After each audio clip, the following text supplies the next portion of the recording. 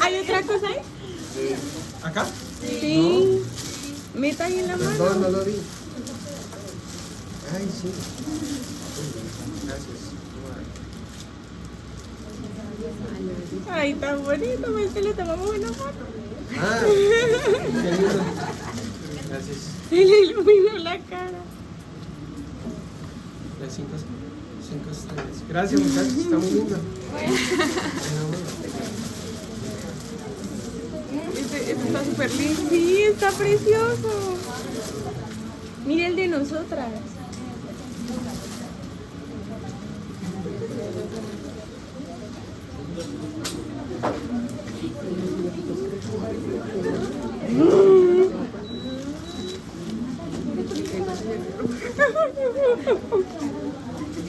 Oh, pues. Con cuidado. Ay, gracias. Qué hermosa. Muy triste, le tomamos una foto, sonría. Esta es la de 4 estrellas. Ay. La que le regaló Goku a Gohan. Sí. Gracias, muchachos. Muy lindo. Tiene la de 4 y la de 5. La de 4 y la de 5. Falta que complete la Gracias. Gracias a todos por el detalle. Está muy lindo. Sí, ya lo Me da pena haberlos molestado. Qué belleza ahí, ¿no? Sí, ¿quién lo hizo? Alejo. Uy, qué dibujo tan hermoso. ¿Qué? Que el dibujo de Alejo. Algunos me dijeron que si lo podían hacer tipo cómic también. Ay, yo no Yo lo fui hice tan. abstracto. Yo no fui tan. Yo lo hice abstracto. Tan Bueno. artista.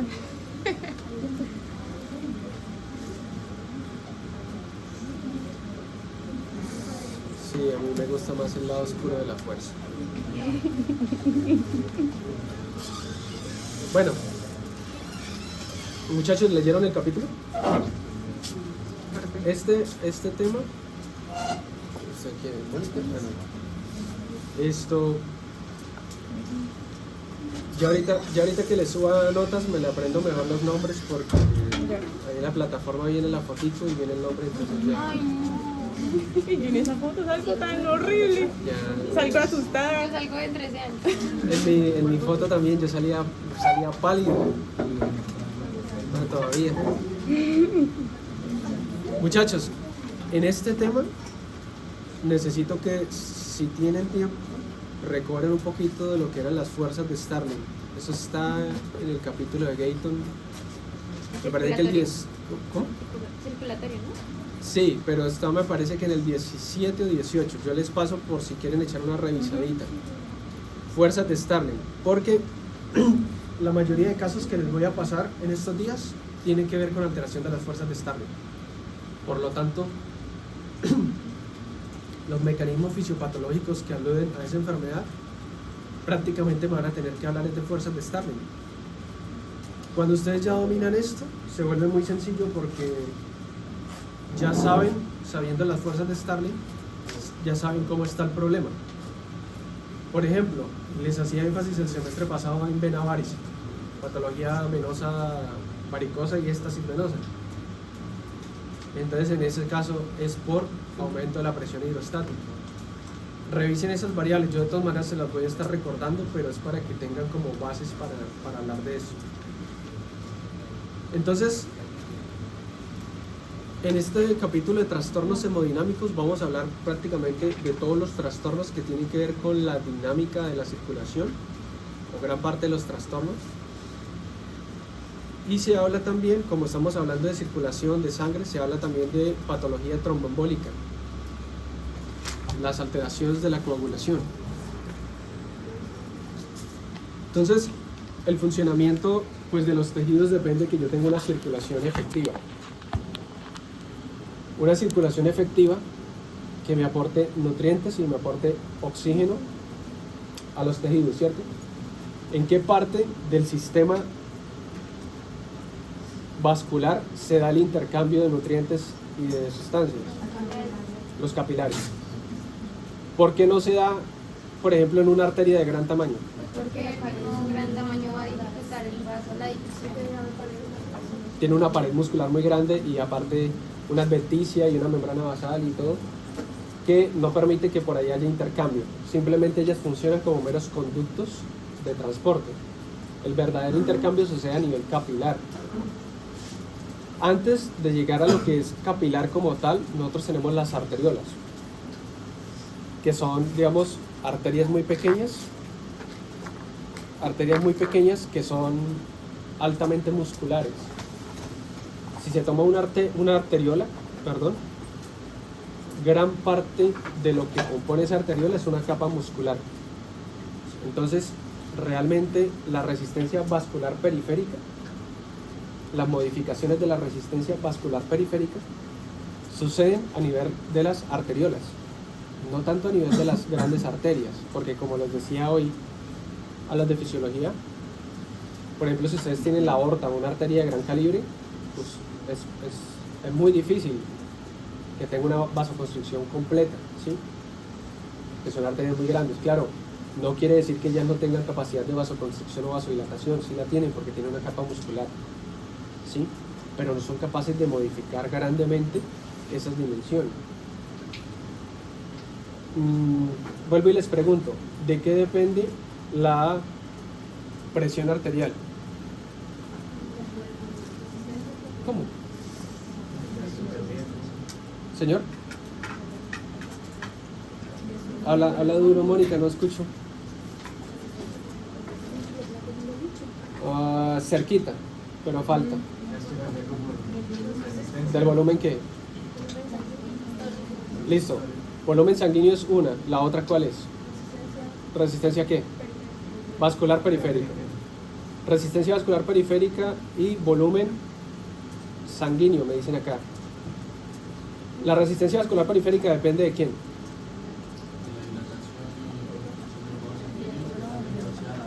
Y vaso sanguíneo refiriéndonos específicamente a quién. Más para atrás. Arteriolas. Porque acuérdense que los capilares no tienen una capa muscular. ¿Sí? Es básicamente una capita de endotelio con una membrana basal. Y está fenestrado para que pueda... Entonces, muscularmente el capilar no tiene mucho. La arteriola, que está antes del capilar, sí. Entonces, básicamente, las modificaciones en ese nivel me alteran muchísimo la resistencia vascular periférica. ¿Y el volumen sanguíneo de qué depende? Volumen sanguíneo realmente uno dice gasto cardíaco.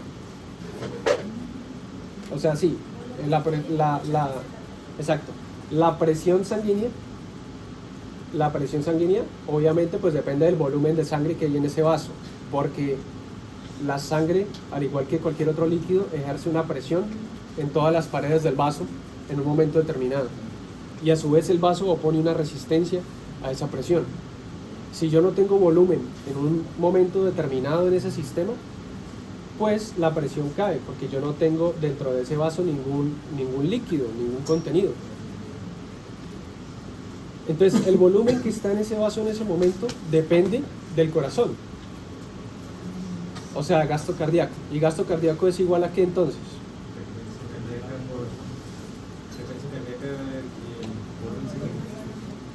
Pero el volumen sanguíneo... Señor.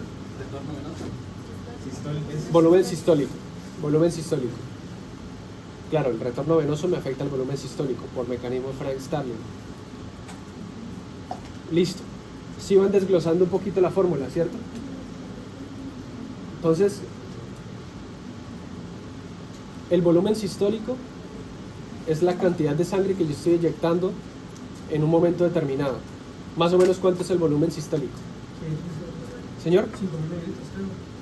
No, o sea, eso sería más o menos la circulación. En este momento, mi corazón se contrae ahorita ya. ¿Cuánto expulsó ahí en ese momento? Un poquito más. Como entre 70, 75 a 110 más o menos. Eso. En este momento, no en un minuto, sino ahorita ya. O sea, ya. Esto. Por latido. Lo de 5.000 a 6.000 mililitros, más o menos el cálculo que se hace en un minuto. Pero ya, ahorita por latido.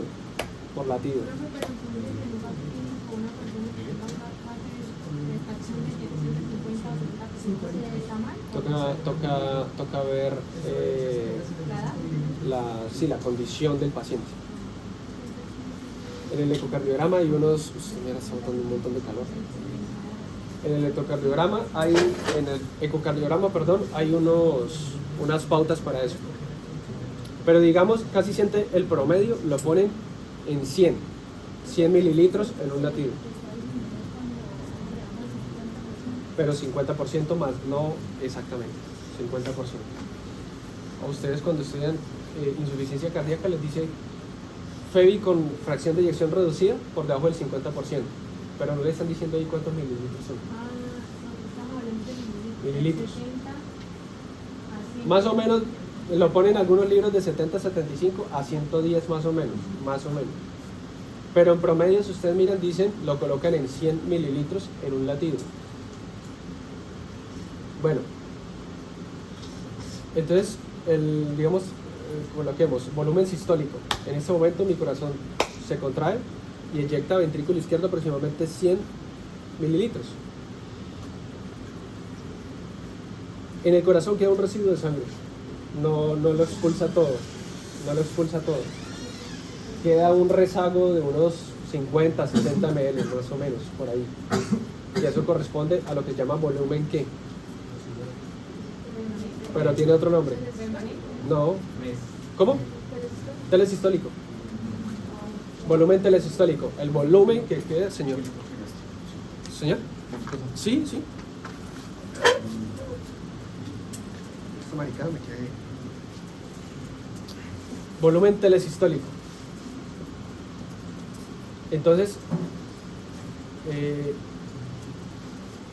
el volumen sistólico es la cantidad de sangre que yo eyecto en una contracción.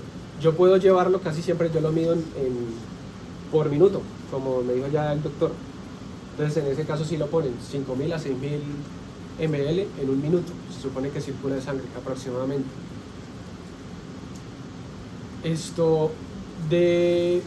¿Qué factores me alteran el volumen sistólico? Sí, que tenga una pérdida de la masa muscular del corazón. O una ganancia también. O sea, atrofia o hipertrofia. Ya empezamos a ligar esto con tema pasado. ¿Qué más? También, porque puede ser que el paciente tenga un proceso de cicatrización cardíaca, ¿no? ¿Una estenosis valvular de qué? Una insuficiencia también puede ser mitral, lo mismo que dice. Bueno, y fisiológicamente, o sea, sin hablar de patologías. Hipoperfusión renal, también, lo que decían, los aumenta el volumen. Bueno, y fisiológicamente. Precarga o poscarga son términos. El embarazo. La fuerza contráctil. Ahí. ¿Qué me modifica la fuerza contráctil del corazón? Bueno, creo que a partir de que... Hay una cosita principal, fisiológicamente, que me modifica la fuerza contráctil del corazón. Toda el ramo nervioso, el lóbulo sinusal, hasta... ¿Cuál? Sistema nervioso autónomo. De la parte de la de No, a ver, un estímulo que me hace que se modifique la fuerza contráctil del corazón. El simpático. El simpático. Porque usted me dice ADIs y esos son canales de conducción, ¿sí? Acuérdese que el simpático me modifica dos cosas: frecuencia cardíaca y fuerza contráctil del corazón. El parasimpático no, el parasimpático solamente se mete con la frecuencia cardíaca, ¿sí? Tanto es así que yo puedo tomar a la doctora Jessica y hacerle masaje carotidio y llevarla a paro solamente haciéndole masaje carotidio. Pero no la llevo a paro porque el parasimpático le disminuye la fuerza contráctil, sino que porque disminuye de golpe la excitación del nodo sinusal y a ella termino parándole el corazón.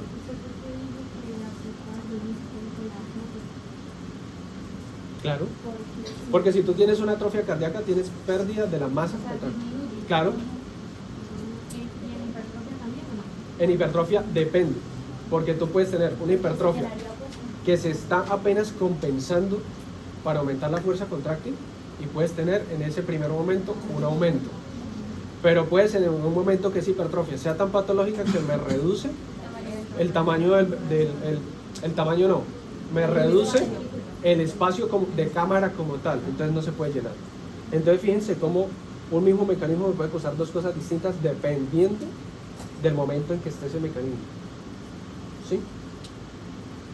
Entonces, la fuerza contráctil del corazón se modifica con el simpático. El simpático me modifica la fuerza contráctil del corazón. Y entonces en un primer momento yo puedo tener un aumento del volumen sistólico. Hace que se contraiga con más fuerza y entonces a mí el volumen telesistólico se me reduce. O sea, se me aumenta el sistólico y se me reduce el telesistólico, porque el telesistólico es el que queda. Entonces, si antes en un corazón sin estimulación simpática me quedaban 50 ml de rezago en el ventrículo, ahora me quedan 20, por ejemplo, o me quedan 30, o me quedan 25, porque el volumen sistólico está aumentando a 125, 130. Listo. Ahora, ya, entonces, gasto cardíaco depende, volumen sistólico y de qué más. ¿Qué factores me modifican fisiológicamente, frecuencia cardíaca? Parasimpático. Ejercicio. El parasimpático y el simpático me modifican frecuencia cardíaca. Entonces,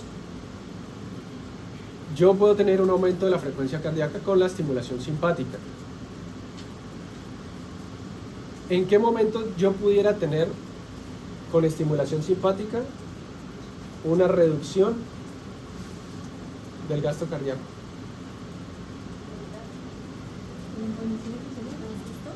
No, no tanto. ¿Por qué un estímulo simpático podría llevarme a que disminuya el gasto cardíaco en vez de aumentar? Porque hasta ahora estamos viendo que pareciera que todo lo simpático me lleva a que aumente el gasto cardíaco. Un estímulo simpático, ¿cómo pudiera llevarme a que se me reduzca el gasto cardíaco?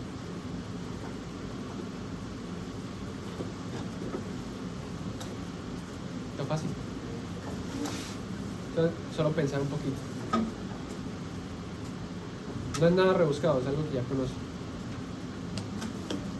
¿Qué se les ocurre? Hoy un estudiante de fisio, es que iniciamos este tema y con los de fisio justamente iniciamos hoy circulación. Entonces, desde ya trato de meterles eso para que a ellos les quede más claro y cuando lleguen acá no... Porque si yo aumento demasiado la frecuencia cardíaca se me reduce el tiempo de diástole. O sea, un corazón que está así, de frecuencia cardíaca, no tiene tiempo de entrar en diástole, de que la diástole necesita un tiempo para que el corazón se llene. Entonces tiene un aumento excesivo de la frecuencia cardíaca, hace esto, y el corazón no se llena. Entonces tiene una frecuencia cardíaca demasiado aumentada, aumento de la fuerza contráctil, pero no está permitiendo que el corazón se llene. Entonces eso pudiera disminuir el volumen circulante efectivo y llevarme a que el paciente le disminuya el gasto cardíaco. ¿Sí les quedó claro o no? Sí. ¿Sí? ¿Sí la sabían o no la sabían? Se la sabían, pero no lo... Bueno, entonces, para que tengan presente todo eso, en algún momento, si yo lo requiero, necesito que me lo integren en un mecanismo. ¿Listo? Necesito que me lo integren en algún mecanismo.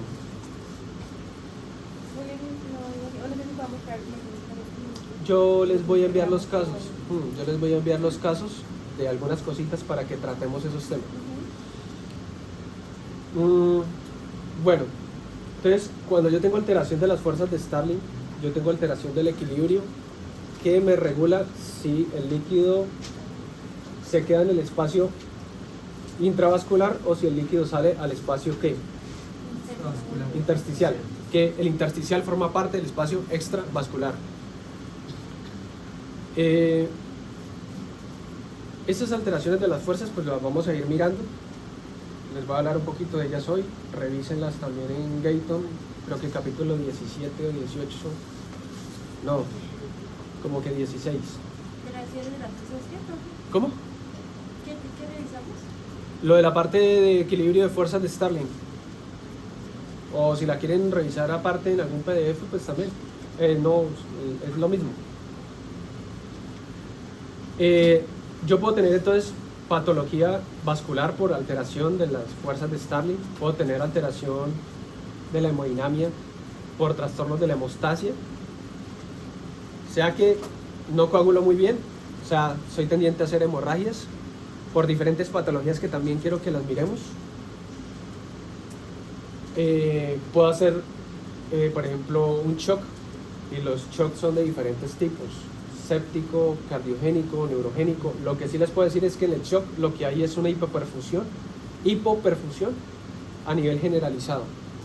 No puedo mantener un volumen circulante efectivo, y entonces básicamente lo que hacen todos los órganos al mismo tiempo es empezar a fallar porque no le llega sangre a ninguno, no le llegan nutrientes. Puedo tener también alteraciones hemodinámicas en la parte de la coagulación, en la formación de trombos. ¿Listo? Entonces mire, cada uno de estos ítems se los coloqué así, porque en cada uno hay diferentes tipos de patologías que yo quisiera que revisáramos.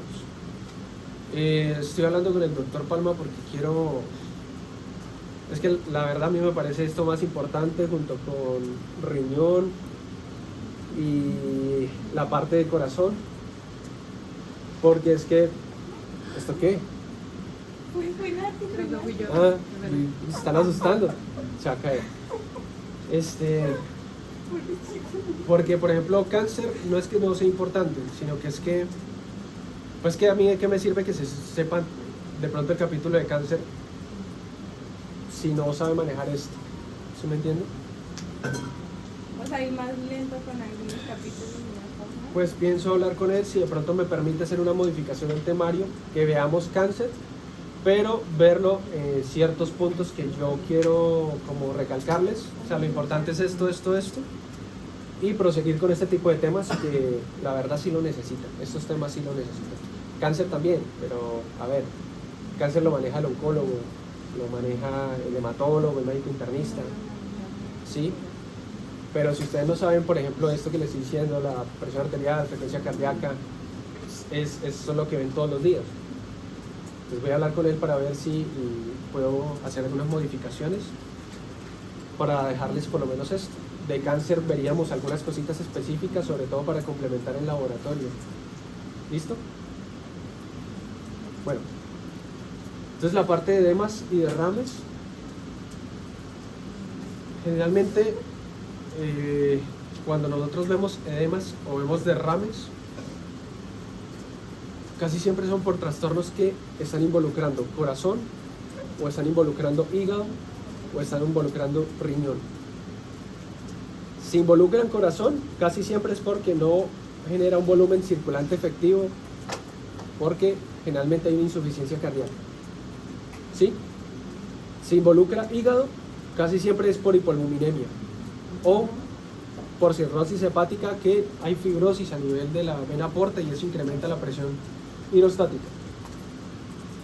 Y el riñón, pues por mal funcionamiento renal, por ejemplo, como en el caso, si ustedes vieron el caso de Aines, la paciente tenía ¿qué? ¿Pero qué tenía? ¿Pero qué síntomas tenía o signos? Tenía edema de miembros inferiores. No, el de orina con sangre era un caso de los cerrados. Tenía edema de miembros inferiores. Edema de miembros inferiores y ¿qué más? Um, No orinaba, claro. Orinaba. ¿Y qué más?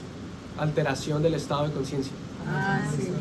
La alteración, muchachos, si a ustedes les llega una persona mayor, puede ser que sea psiquiátrico, casi siempre les va a llegar acompañado y le dice: mire, es que mi mamá se levantó y está hablando locuras, le está diciendo que no sé qué, que fue puta presidente, no sé qué, vienen por nosotros, y así como el abuelo de los Simpson, epa, y usted le pregunta y usted piensa en muchas cosas, pero una de las cosas es que probablemente puede tener alguna encefalopatía por acumulación de productos nitrogenados.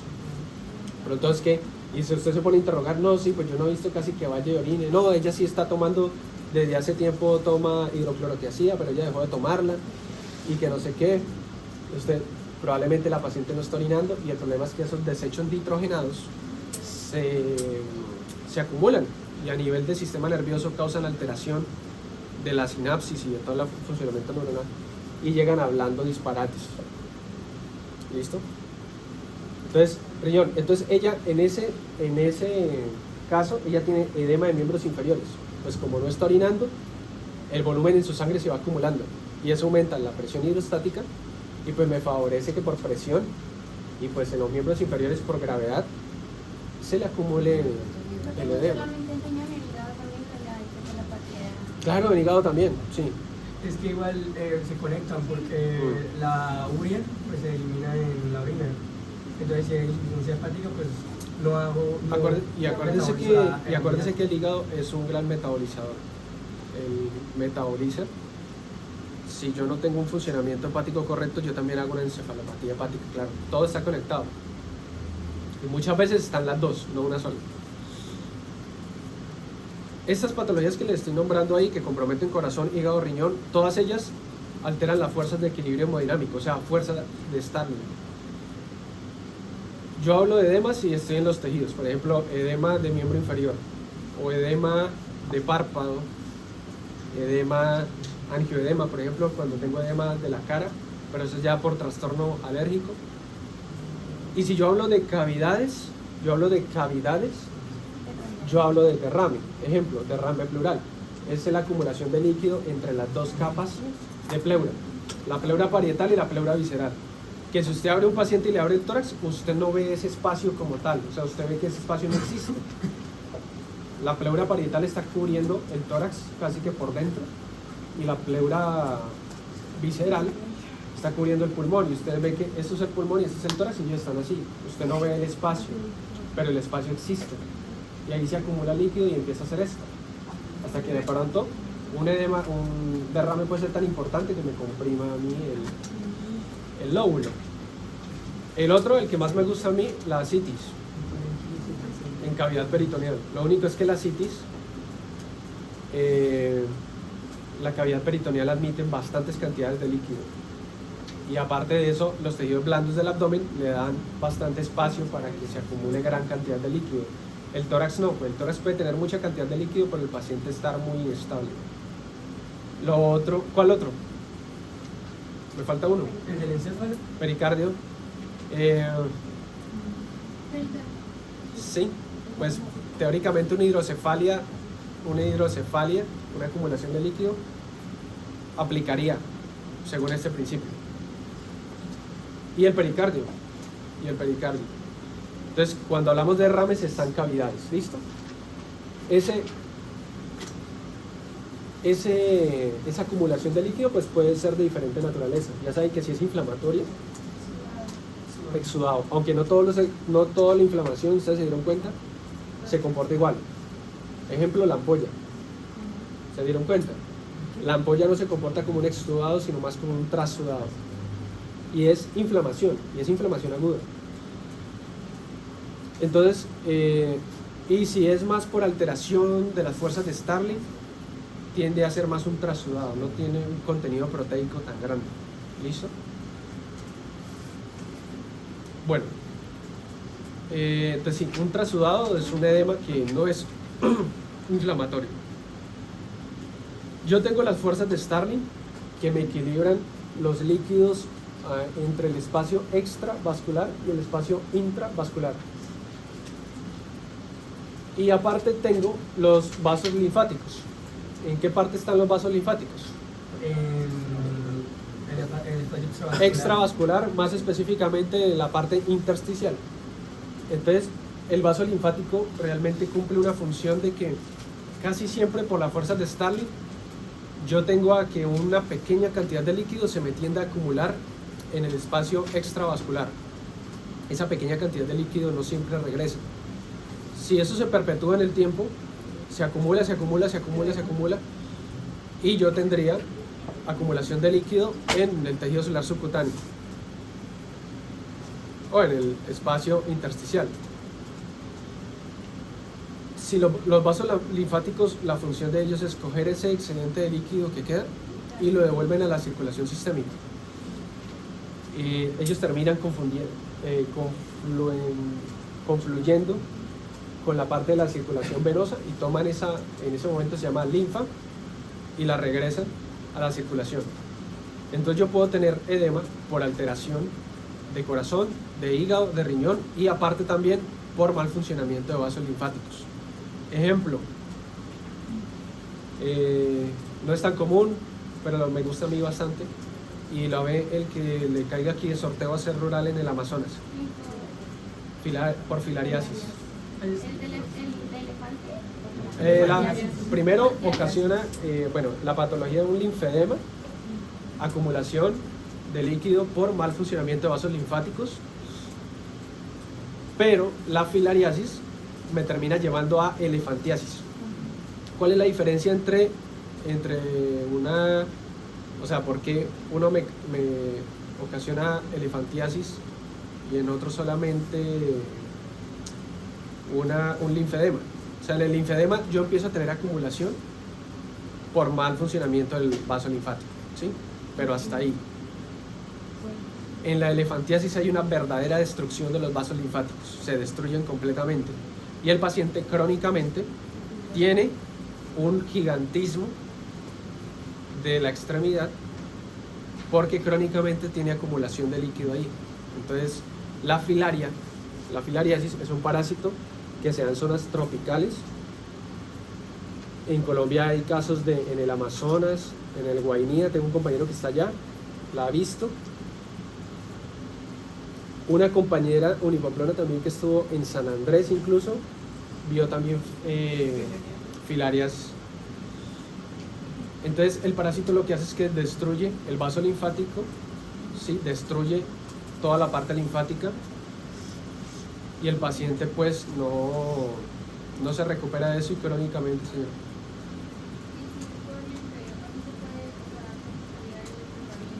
No, porque es que generalmente, en la elefantiasis ya es algo ya crónico. En el linfedema generalmente es por un mal funcionamiento del vaso linfático, pero casi siempre tiene reversa. Por ejemplo, puede el paciente que tiene una infección de tejidos blandos y la infección de esa zona obviamente compromete los tejidos blandos y alcanza a comprometer el vaso linfático. Entonces él tiene dificultad. Entonces en ese momento se presenta, pero ya una vez pasado el cuadro infeccioso y eso, el edema reduce, pero la elefantiasis no. Y si ustedes ven casos de elefantiasis, el paciente prácticamente queda de por vida con la extremidad así, lo someten a unos tratamientos ahí, a compresiones También a las mamas. escrotal, mamas no es tan común. Hay elefantiasis escrotal. Depende del sitio donde entró el parásito primeramente. Casi siempre lo más frecuente es miembros inferiores porque ahí es donde él entra, más fácil entrar, ¿sí? Escrotal es más difícil, pero también hay. De mamas también he visto. Más raro todavía, pero sí hay. ¿Y el manejo del elefante? Igual. No, ahí ellos primero les hacen cirugía. Eso terminan en cirugía plástica. ¿Sí? Y muchos terminan perdiendo los testículos. Señora.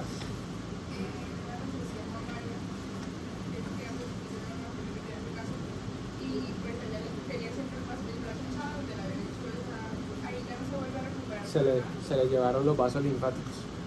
Algunos casos porque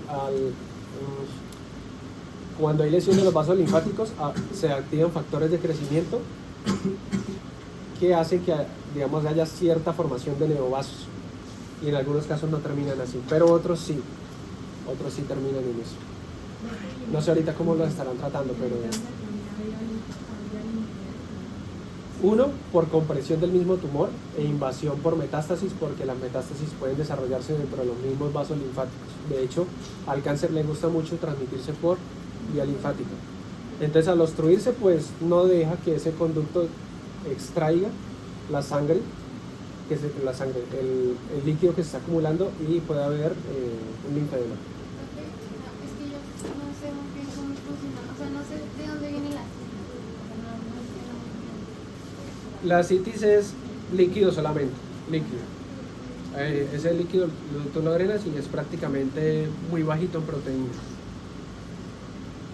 Casi siempre, para que haya citis, casi siempre tiene que dar daño hepático. Casi siempre. Y se combinan. Por ejemplo, una persona que es alcohólica, se combina la citis porque el paciente ya tiene un proceso de cirrosis en donde por la destrucción hepática se reemplaza por tejido cicatricial que causa cierta compresión en la porta. Al haber compresión de la porta, el drenaje de ahí para atrás se congestiona y la porta, recuerden que recoge sangre de órganos abdominales, parte del páncreas, cierta parte mesentérica, parte del estómago, el vaso. No, la porta me parece que no alcanza, parte inferior del esófago, varices esofágicas. Sí, claro, la cirrosis provoca varices esofágicas. Y entonces se comprime, y entonces al haber compresión ahí, hay congestión del lecho venoso, incrementa la presión hidrostática ahí y ya tiene un factor para que el líquido salga de esas venas a la cavidad y empiece a acumularse. Piénselo si quiere como si estuviera goteando. El sistema venoso está tan cargado que como si empezara a gotear. Toda esa congestión se acumula de ahí y llega a la parte capilar, ¿sí? Y esa presión hidrostática hace que haya una fuga de líquido. 1. El paciente cirrótico por alcohol tiene mucha destrucción hepática. Los pocos hepatocitos sanos que quedan están procesando el alcohol que él toma, o lo poco que come lo metaboliza, y no dan abasto para mantener los niveles de albúmina y proteínas en general, sino que para efectos de las fuerzas de Starling, ustedes lo van a leer, van a ver que no es mentira, la albúmina es el factor más importante que determina la presión coloidosmótica, es la albúmina. Entonces los pacientes cirróticos tienen disminución de la albúmina, entonces se combina disminución de la albúmina en sangre que me atrapa el líquido y hace que permanezca en el espacio vascular. No hay, lo que quiere decir que se pierde esa fuerza que me atrapa el líquido en el vaso y él se sale. Y tengo aparte incremento de la presión hidrostática en todo el sistema porque hay una falta de drenaje. Entonces tengo dos fuerzas altamente poderosas que me condicionan que el líquido se salga del espacio vascular, en los capilares se salga y pase al espacio intersticial. En este caso pues tenemos una cavidad, entonces el líquido se acumula, como acumularlo en un vasito o en un balde, y pues no es muy difícil recobrar el equilibrio en esos pacientes. Muchos de esos pacientes pues son candidatos a trasplante hepático, pero ¿con qué ganas usted le trasplanta un hígado a un paciente que va a seguir tomando? ¿Para qué? Y lo otro, les colocan albúmina. Con la albúmina sanguínea mejora un poco la parte de la citis, pero ellos vuelven y recaen. Vuelven un tiempo otra vez y llegan con...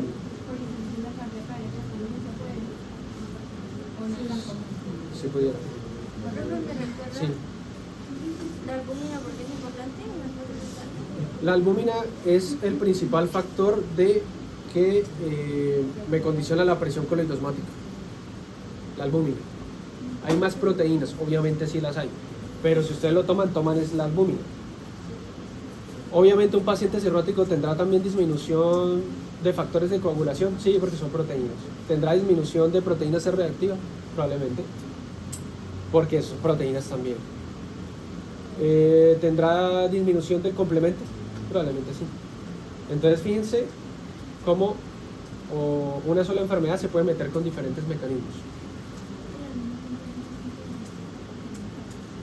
Sí, lo más probable es que sí. De hecho ellos, este caso, no sé si vamos bien, van entendiendo o me detengo. No, todavía no me voy a detener. No es que, o sea, en este punto pueden pensar que me estoy desviando, pero realmente no, estamos tocando todo de lo mismo, porque es que necesito empezar a hablarles de eso.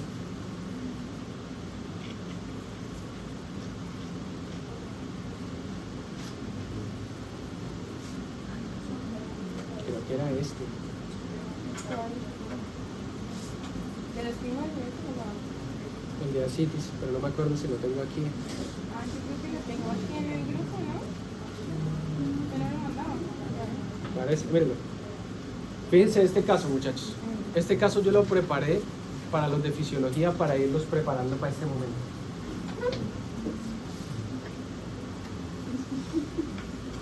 Mire, un paciente masculino de 61 años de edad, consumo de alcohol, antecedente de consumo de alcohol cada 3 meses hasta la embriaguez, por 15 años. Presencia de varices esofágicas ligadas, o sea, lo intervinieron hace un año. Antecedente de hemorragia de vías digestivas altas que requirió 2 ingresos hospitalarios hace un año. La hemorragia de vías digestivas altas está relacionada con eso también, ¿listo? No es algo fortuito, o sea, no es algo aparte, se tiene que ver con esto. Factores de coagulación. Y lo otro, porque esa hemorragia de vías digestivas altas está relacionada con las mismas varices esofágicas. Hay tanta congestión del sistema que no soportan más las venas y estallan. Porque casi siempre las que estallan son las venas. Y no tiene músculo. La pared muscular es más delgadita. Sí tiene, pero es más delgadita. La pared muscular es delgadita. Y en tanto momento es la presión que ella se rompe en sed. Y es hemorragia de vías digestivas altas porque está en esófago. Varices esofágicas. Aunque las varices pueden estar en estómago, ¿sí? En cualquier parte del sistema. Hasta donde me determina a mí, ya les pregunté, si es alta o es baja. Sitio anatómico. Ángulo de Treitz. Ay, no me hagan la saga que eso lo vieron en anatomía. Eso no tiene que ser extraño. Ángulo de Treitz me determina a mí sitio anatómico en que es alta o es baja. Eso es más importancia para los cirujanos, porque si usted le llega un paciente con hemorragias de vías digestivas altas, usted pues lo determina por la clínica, más por la historia clínica que por otra cosa. Entonces, el paciente tiene antecedente de hemorragias de vías digestivas altas, requirió 2 ingresos hospitalarios hace un año, probablemente por lo mismo. Aparte tiene insuficiencia renal crónica, no recuerda desde hace cuánto tiempo tiene insuficiencia renal, ni lleva controles adecuados. Él solamente le llega a la consulta y le dice, yo sufro de los riñones, yo sé que a mí me dijeron que tenía insuficiencia renal, pero... Y el insuficiente renal no es que no orine, o sea, empieza, eso es progresivo. Entonces ellos siguen orinando, ya tienen afectación renal, pero como ellos ven que siguen orinando y eso, no se afanan y dejan progresar la patología. Ahora sí, paciente refiere desde hace aproximadamente 24 horas, presenta dolor abdominal progresivo, ubicado en escala de dolor 8-10, se acompaña de náusea, mareo, dificultad respiratoria, por lo que acude. El examen físico pues está ahí, no está completamente normal, pero tampoco está hipertenso como tal. Por la diastólica sí, por la sistólica no tanto. Frecuencia cardíaca pues normal, respiratoria, está empezando a incrementarse un poquito. La saturación, ¿cómo está? La saturación está bien.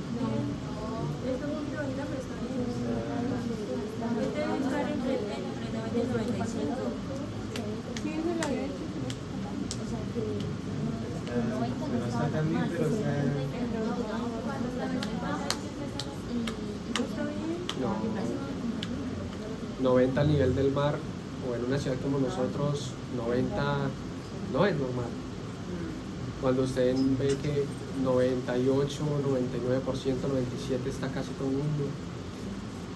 Eso ligado también a los síntomas, porque mire, se le está incrementando la frecuencia respiratoria. Ustedes tienen que relacionar todos los datos, ¿sí? Pueden tener una saturación así, 90, 91, pero tienen que mirar la frecuencia respiratoria del paciente, ¿sí? Y si él tiene algún signo de dificultad respiratoria. Y la temperatura pues está relativamente normal. Este es más o menos el examen físico. A ver, ¿qué hay de recalcar ahí?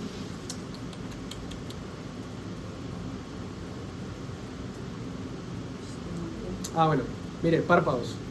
Pupilas isocóricas fotorreactivas, escleras ligeramente ictéricas. Todo los está orientando a un caso de ¿qué? Daño hepático. Todavía citis no sabemos, porque acá hasta ahora no nos han dicho nada de nada. O sea, todo nos está orientando a una hepatopatía y probablemente crónica. Ligeramente ictéricas. Todavía no tiene ingurgitación yugular. Bueno, tiroides no palpable. Tórax simétrico, expansible, respiración costo abdominal. Lean un poquito de eso me indica a mí un poco de dificultad ya. Hace esto. El tórax no es dolorosa la palpación, corazón, bueno, ritmos rítmicos, no se auscultan soplos. Pulmones, burbullo alveolar conservado y no se auscultan ruidos sobreagregados. Ahora sí, abdomen. El abdomen está distendido, todavía es depresible, está doloroso la palpación profunda en epigastrio, mesogastrio. Onda cítica positiva. ¿Qué es eso? Ya les explico. Ruido hidroaéreos disminuidos, signo del témpano de hielo. Murphy negativo, Bloomberg negativo y McBurney negativo. Estos últimos tres, esto es para buscar apendicitis, este para buscar vesícula, colecistitis. ¿Cuál es para apendicitis? Los dos últimos. Ah, Bloomberg más que todo es para peritonitis más que apendicitis como tal, es para irritación peritoneal. Y McBurney es en el punto en donde se supone que está el apéndice, se toca y si duele es un punto positivo. Yo soy muy bueno en temas de cirugía, pero no tengo la visión, entonces no me voy a presentar porque tengo muy mala visión. Pero para el que le guste, pues la onda cítica positiva es que usted tiene el paciente que, bueno, llega, ya le muestro mejor. Sigamos. Extremidades, tono y fuerza muscular conservados, sin presencia de edema. Equimosis en extremidades superiores y las extremidades inferiores están frías. Ahí está.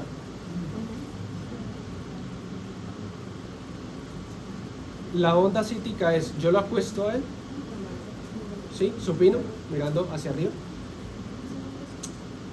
Primero que todo esto es abdomen en batracio. Abdomen en batracio porque se parece al de los sapos, tiende a ser redondeado. Los sapos son batracios. Entonces yo lo acuesto, yo le pongo esta mano, yo me hago a un lado del paciente, casi siempre a la derecha, pero yo soy zurdo, me siento más cómodo haciéndome a la izquierda. Coloco la mano, yo coloco mi mano derecha porque tengo menos fuerza ahí, y lo coloco a este lado, y con la mano que más tengo fuerza, que es con mi izquierda, con estos dos dedos, percuto la otra parte del abdomen. O sea, tengo el abdomen del paciente, pongo una mano acá y con la otra percuto. En este grado de ascitis, al percutir empujo el líquido y el líquido pega con la pared contralateral. Y yo lo siento, yo lo puedo sentir en mi mano. Esa es la onda cítica. Y el de témpano de hielo me lo buscan, es algo más parecido. Pero no es tan frecuente encontrar. ¿Qué no es de la ¿La qué? La rótula ahí sí no es témpano, pero en este ahí sí no es témpano también. Busca.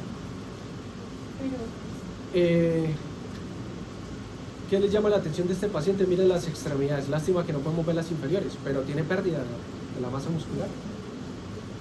Y mire la piel de el antebrazo y el brazo como está. ¿Sí? La piel se pone de esa manera cuando tiene algún problema de nutrición, irrigación de la piel. Y si le miran las piernas, probablemente estén peores.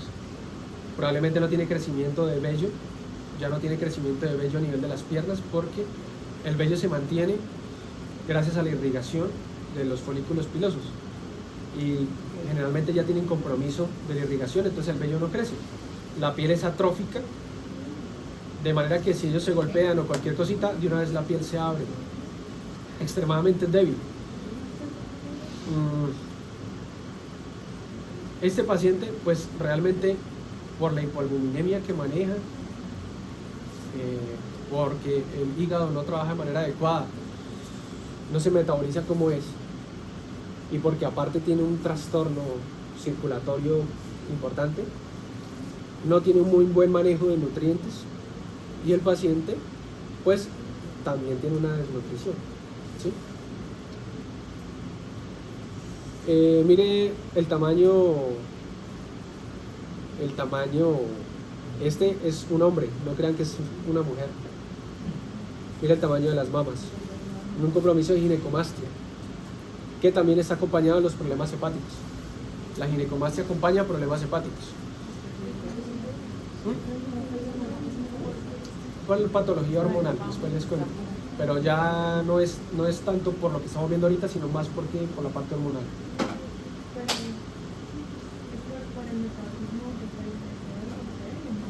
Por ahí, pero yo después les comento a profundidad. Por ahora, me interesa esto, el abdomen del paciente.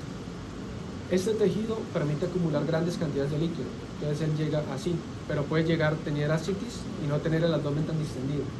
Incluso hay casos de ascitis en donde no es evidente a la vista que tiene ascitis, pero si le hicieran una ecografía, le encuentran ya líquido libre peritoneal. Cantidades pequeñas, 100, 260, 150. Entonces, esto es por este mecanismo. El paciente tiene una cirrosis hepática de larga data porque viene siendo alcohólico hace mucho tiempo. Y cuando él toma hasta la embriaguez, es decir, él se intoxica hasta que ya no puede más. Eso viene haciéndolo por 10 o 15 años que dice el caso. Él va perdiendo hepatocitos. Es un proceso crónico. Muchos hepatocitos probablemente sí entren en apoptosis por todo lo que ustedes me describieron, ¿sí? Pero muchos también van a entrar en necrosis por las veces que él se intoxica, porque no solamente eso, sino que esos estímulos estresantes generan radicales libres que, si bien en algunos van a ocasionar un daño leve, como para que ese proceso los termine llevando a una apoptosis, y en otros el daño va a ser muy intenso y va a terminar necrosando hepatocitos. Va a tener un proceso inflamatorio a nivel hepático porque el alcohol es un cuerpo extraño, ¿sí? Que produce metabolitos muy reactivos, y las células de Kupffer en el hígado y las células presentadoras de antígenos en ese nivel detectan eso y activan factores inflamatorios. Todo eso me lleva a que se exacerbe la destrucción a nivel hepático, y como es destrucción, implica un mecanismo reparador, sino que como esto se está volviendo crónico, el mecanismo reparador no es efectivo. Si bien ustedes me podrán decir, pero el hígado tiene una capacidad de regeneración muy buena, porque él puede hacer hiperplasia, y sí es cierto, pero es que el estímulo lesivo Como con el entorno. aparte no tienen los nutrientes suficientes para sustentar un proceso de hiperplasia. Exacto. Entonces este proceso crónico sustentado a las deficiencias que está teniendo, factores reactivos de oxígeno, especies reactivas de oxígeno, etc., él cicatriza de manera normal, y en esa zona en donde están la vena porta, esa zona se cicatriza, y las cicatrices tienden a hacer una retracción, una contracción. Esa zona cicatrizada empieza a alterar la estructura del hígado como tal, y la estructura de la vena porta, y empieza a ocasionar eso que yo les estoy diciendo, una deficiencia en el drenaje venoso, de ahí para atrás. Entonces, esa alteración de las fuerzas de Starling me llevan a que él acumule líquido a ese nivel. ¿Por qué tiene ictericia? Porque acuérdense que la bilirrubina, hay dos tipos de bilirrubina, una que es indirecta, los hepatocitos la toman, la conjugan, o una no conjugada y una conjugada. Los hepatocitos la toman, la transforman para que ella pueda ser eliminada, ¿sí? Como no hay hepatocitos, esa bilirrubina no puede pasar por ese proceso, y el paciente se le acumula la bilirrubina probablemente a expensas de la indirecta, porque no se ha podido conjugar adecuadamente, porque no hay muchos hepatocitos que cumplan esa función. Entonces, por eso pueden encontrarlo del ictérico. De hecho, él ahí tiene un tinte ictérico. Lo que pasa es que la foto, y ustedes no lo ven tan bien como se ve en la pantalla, pero ahí tiene un tinte ictérico en la piel. Sí, se va amarillo. Pues. Sí. Eso, y pues, eso. Ahora, ¿cómo explica? Si yo les dijera, ¿cómo explican la hemorragia de vías digestivas? Pues, profe, tiene una alteración de la vena porta, drenaje, alteración del drenaje, acumulación de la presión hidrostática en todo el sistema, que me lleva a que las venas a nivel esofágico pues estén congestionadas, aumenta la presión hidrostática. Las venas tienen una pared mucho más delgada que las arterias y en algún momento esa presión las supera, las venas se rompen y el paciente hace sangrado. Añadido a esto que el paciente tiene una hepatopatía crónica, disminución de los hepatocitos, que no está produciendo proteínas importantes que tuvieran que estar intravascularmente, entre ellas las que forman la cascada de la coagulación. Entonces el paciente tiene una deficiencia de factores de coagulación que me condicionan a que sangre mucho más fácilmente. ¿Sí? Está sencilla la fisiopatología. Y esto más o menos como se vería la citis como tal. Profe, yo tengo una pregunta y la afectación renal es por la Ah, bueno, sí. Para añadirle un poquito más al caso. No, la afectación renal viene desde hace tiempo. O sea, viene presentándose desde hace mucho tiempo. Probablemente no dice la causa, yo no la coloqué ahí, porque ese era un caso que ya preparado para fisiología, no para fisiopato, pero la causa puede ser por la misma toxicidad alcohólica que él viene presentando, porque probablemente sea un paciente hipertenso mal controlado, porque probablemente sea un paciente sedentario. Pero no tiene nada que ver con el hígado. Porque es Que el hígado me lleva directamente a la lesión renal. que yo leí en algún lado que hablaba sobre que afectaciones en el hígado causaba síndrome nefrótico, pero no tengo muy claro cómo. Sí, tenemos que tocarlo en la parte renal. No es que la alteración del hígado como tal me cause síndrome nefrótico. Yo para tener síndrome nefrótico tengo que tener es un daño de la membrana basal glomerular. O sea, es la membrana que no me permite que yo orine proteínas. Es una membrana muy impermeable a las proteínas. Tómelo como que está muy junta y las proteínas grandes como la albúmina no pueden pasar. En el síndrome nefrótico se daña la membrana del glomérulo y las proteínas pueden pasar. Y usted empieza a orinar proteínas. Entonces el hígado, como mecanismo compensatorio, empieza a producir más albúmina, pero él no es capaz de producir, o sea, como se está apurando tanto, la manera más rápida de hacerlo es con lipoproteínas, sobre todo lipoproteínas de baja densidad. Él solamente sabe que se están disminuyendo las proteínas, entonces lo que él hace es producir proteínas, pero las produce como lipoproteínas de baja densidad, que tienen algún componente proteico, pero tienen grandes cantidades de colesterol. Al hacer eso, él se esfuerza mucho más, y si yo llevara ese síndrome nefrótico a la parte crónica, él empieza a tener la parte hepática una sobreexigencia hasta que pudiera fallar. No es que el hígado me ocasione eso, es que esto me pudiera ocasionar un problema hepático. Sí, y se relacionan. Y tengo pacientes con síndrome nefrótico, puedo tener aumento del colesterol, por aumento de la producción de lipoproteínas. Y ese aumento de colesterol al mismo tiempo me ocasionaría un daño a nivel hepático, acumulación de lípidos.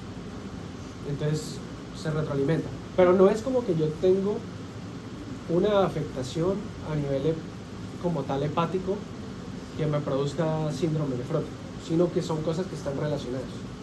Y en cuanto a la dificultad respiratoria, lo toma uno como un mecanismo de La dificultad respiratoria es más sencilla de explicar porque como tiene gran cantidad de líquido, hay compresión del líquido de las vísceras, compresión a la zona del diafragma y no permite que al inhalar se, digamos, ocupe todo el espacio de movilidad del diafragma. Entonces si el diafragma para movilizarse hace esto, ya solamente hace esto porque la presión no lo deja. Entonces el paciente se compensa, como no puede respirar profundo, respira superficial, aumentando la frecuencia. Entonces ahorita tiene 22, más tarde puede tener 26, 28. Y como no tiene una respiración efectiva, empieza a tener una saturación baja. Aparte que no sabemos también que por la afectación hepática tenga disminución de los niveles de ferritina. Y no sabemos si tenga alguna anemia también de por medio que me condicione a que el paciente también tenga una saturación baja.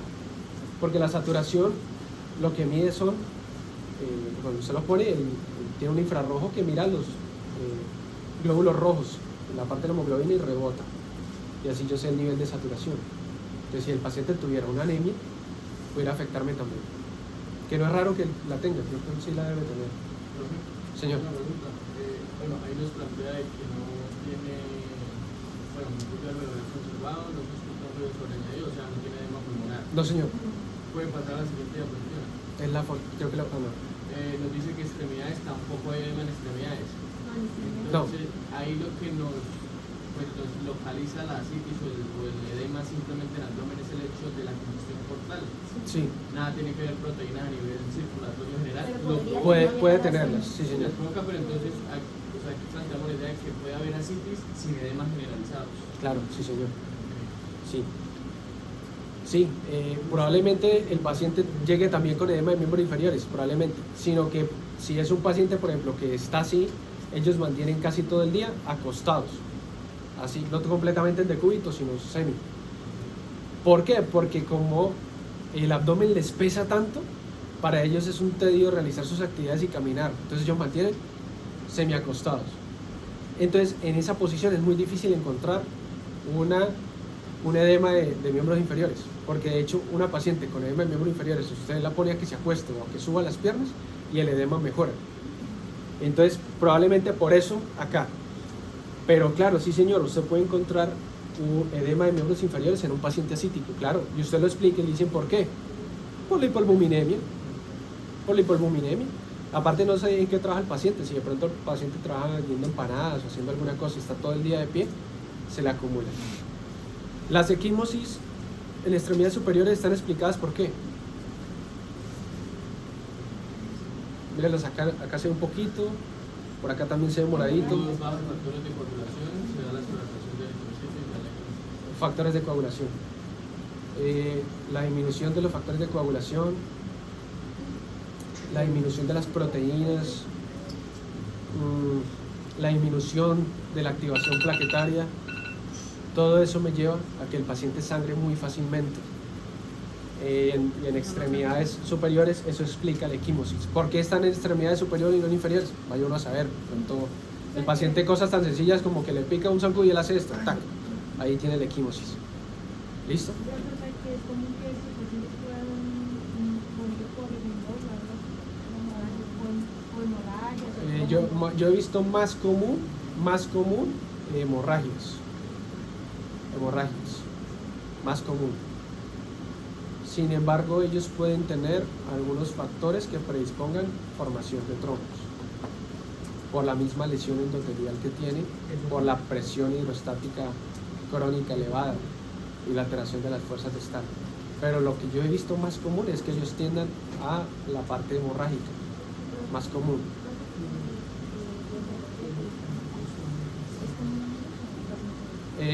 Un paciente con ascitis puede desarrollar peritonitis, porque ese líquido ahí es un caldo de cultivo para las bacterias.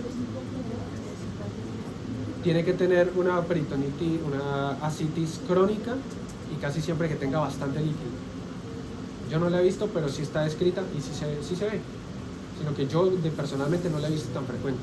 ¿Alguien falta? Profe, o sea, la presión hidrostática es un causal directo de lesiones endotelial general. Sí, claro. La presión, o sea, es que es Yo te lo explico porque una paciente con vena varice mide 1,55 y pesa 87 kilos. O sea, está obesa. Puede ser la tía de cualquiera de nosotros.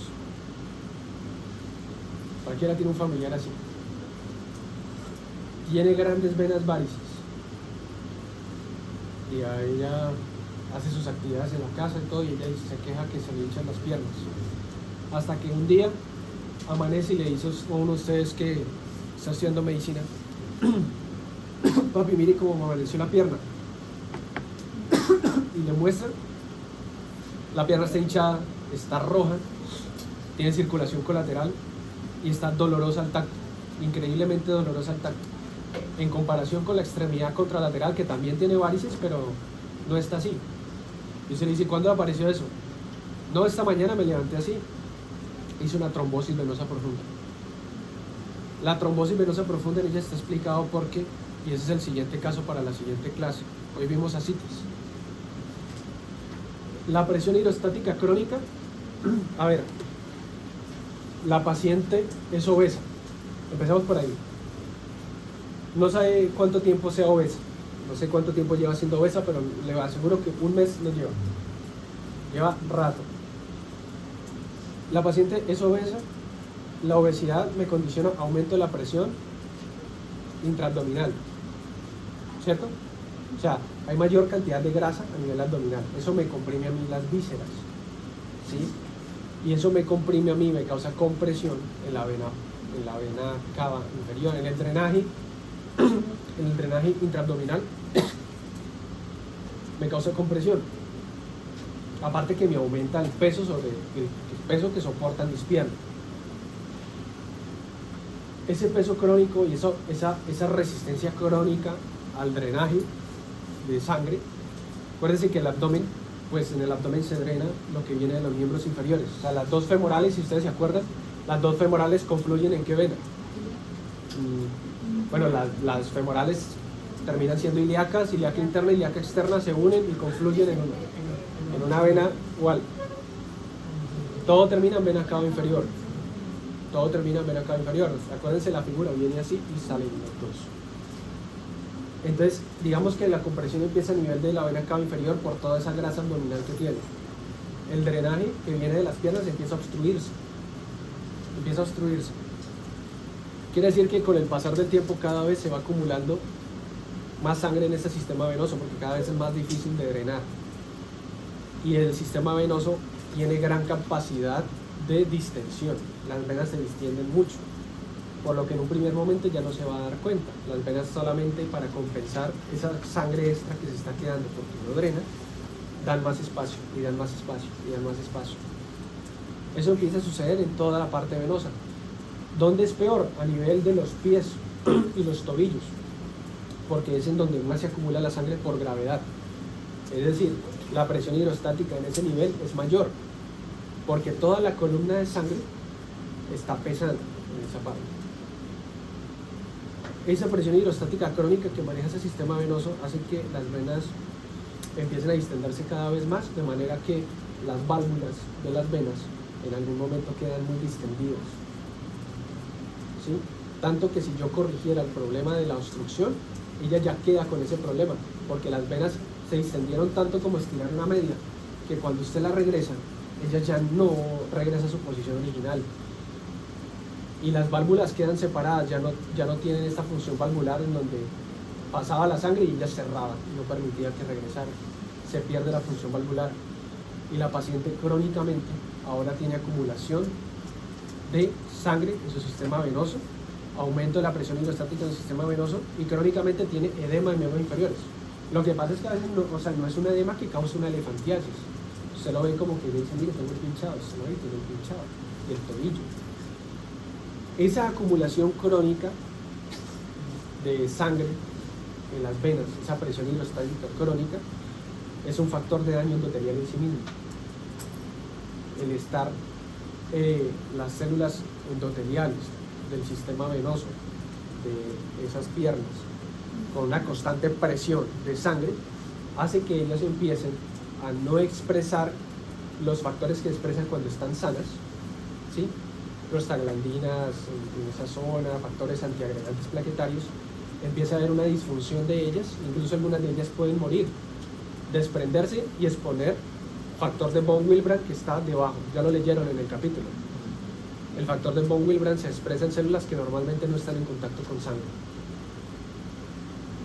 Y el endotelio puede estar intacto, pero ya estarse lesionando y expresan un endotelio lesionado, expresa factores agregantes plaquetarios, procoagulantes. Un endotelio lesionado expresa factores procoagulantes. Entonces, Eso puede ser reconocido por plaquetas, por factores de coagulación y la paciente hace un trombo a ese nivel y hace una trombosis venosa profunda.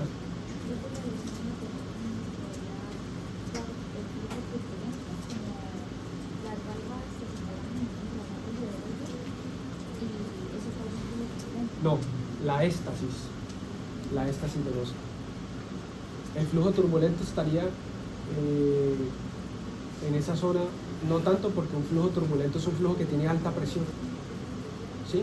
Es un flujo con alta presión, pero tú en esa zona tú lo que tienes es estancamiento de sangre, ¿sí? Tú lo que tienes es estancamiento, la sangre ahí no circula. O sea, ahí la única forma para que circule la sangre es porque se acumula y la sangre que viene del corazón va empujando ese sistema.